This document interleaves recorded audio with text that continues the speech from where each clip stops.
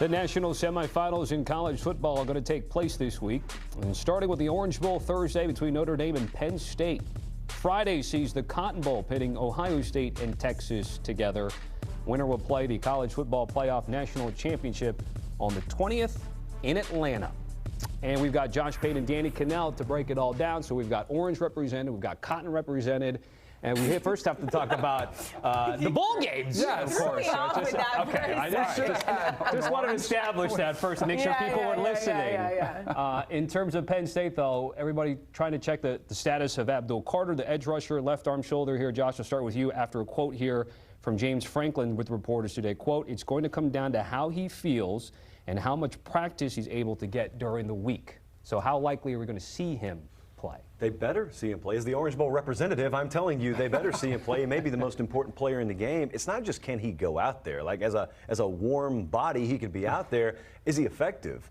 And if that language is true, we don't know that it is. But if James Franklin is being 100% with us, then that could be a problem because you're looking at a guy that is uniquely equipped to deal with what Riley Leonard brings. Normally we'd be talking about like corners and safeties, but in this case, with the skill set that the Notre Dame quarterback brings, a guy that's alien-esque when healthy like Abdul Carter, that's the dude I want out there to mirror him. James is your guy, Coach Franklin. Yeah. Why don't you just text him and find out the real deal? I'll say this.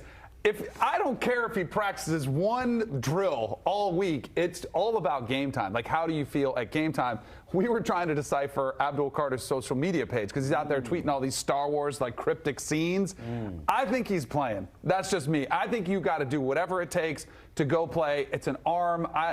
It's pretty vague about what the injury is, but you take whatever you need to take to give it a shot. And if you have to go in at halftime, take a little bit more. That misses Advil. That might be all it is. But whatever it is, you take whatever because you have a national championship at stake. And you are 2 games away from bringing something to Penn State they have been longing for forever. You talk about legacy and what you could potentially do.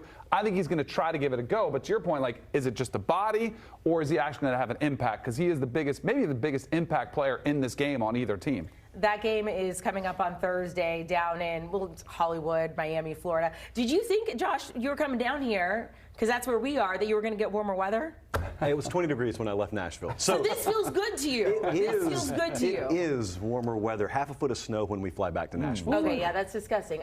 So here, the game on Thursday for us is going to be a little bit cooler. It's a high of 65, low like 53 or something. It is chilly for us, but it is beautiful football weather. Let's go keys to the game for the Orange Bowl. And Josh, you're really looking at the trenches here. I am. I just wonder, number one, can you match physicality? And I'm talking about Penn State to Notre Dame. Because Notre Dame, I mean, it's pretty constant. That is part of their blueprint. They bring it. But it is Notre Dame offensive line versus Penn State D-line. And I wonder about the seconds to pressure. Like, Penn State's been really good, which is why Abdul Carter is so important here all year in getting to quarterbacks, but not just throwing the ball. It's like getting to the mesh point, getting to handoffs. They've been able to do that all year. If they can do that, then I think it's huge for them. And also just the turnover margin.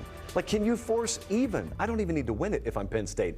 I know their blueprint is being plus in the turnover battle. So if I can even that out and I can at least force a stalemate, if not a slight advantage line of scrimmage, Danny, I got to think I got a good shot there. I do too. That's always a huge part in any game of those trench, the interior play.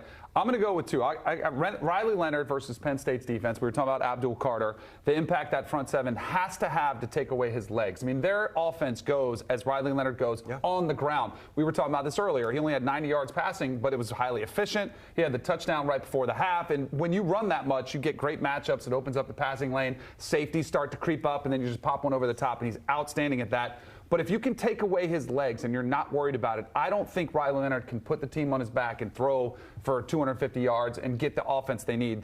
Maybe they don't need it with that offense. Right. On the other side, Tyler Warren is maybe one of the toughest players to defend. I know we're going to talk about Jeremiah Smith and what he does for Ohio State. Totally different animal in Tyler Warren because he's not the fastest. He's not this guy, the guy that's a mismatch nightmare necessarily for a lot of people. He just makes plays, and he plays at 6 or 7 different positions. Andy Koldenicki's going to have a play, a specific playbook for him where he dials up something every game. Drew Aller trusts him. Tyler Warren needs to be slowed down or else Notre Dame could be in trouble. All right, from an odds maker's perspective, this game is tight. 1.5 is the spread that Notre Dame is ever so slightly favored. Danny, who do you anticipate will get to Mercedes-Benz Stadium in Atlanta? I like Penn State, not only with the points, but I like them to win the game outright. I look at Notre Dame. I think they're a really good football team. I think it's been great. But even watching the game against Georgia, a sequence right before the half, which they scored, and then the kickoff return right after halftime really was that shifting point of the game. If you take away those points, all of a sudden it's a very tight game.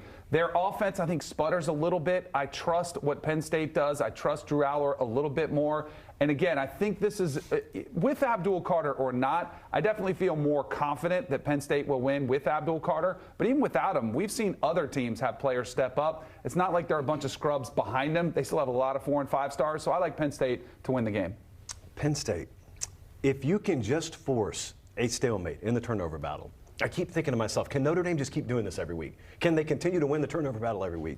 And as much as my voice wants to occasionally go this time of year, like I am thinking, I'm just going to try and roll the dice. This is the game. This is the week where someone matches them there. So I'll take Penn State to win outright.